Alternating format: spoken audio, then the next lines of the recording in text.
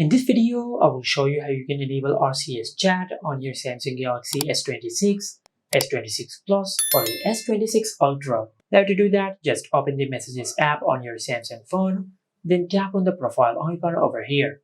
From here, just scroll down a bit and tap on Messages Settings. And on this page, just tap on General.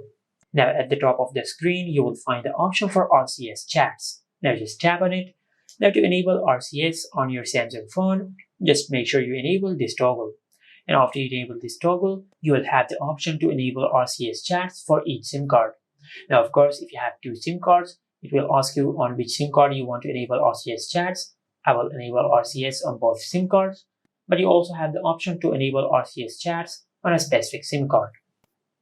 Now, after you enable RCS on your Samsung phone, then if you scroll down, you will find more settings to customize your messaging experience. As you can see, you have the option to enable read receipts. You have the option to enable or disable show typing. And also you have the option to enable or disable automatic resend as text message. You have the option to automatically download files over mobile data. You can select the file size from here. Then finally, you have the option for auto download files while roaming. Now you can either enable or disable this option. And this is it. Make sure to like, comment, and subscribe. Thank you for watching.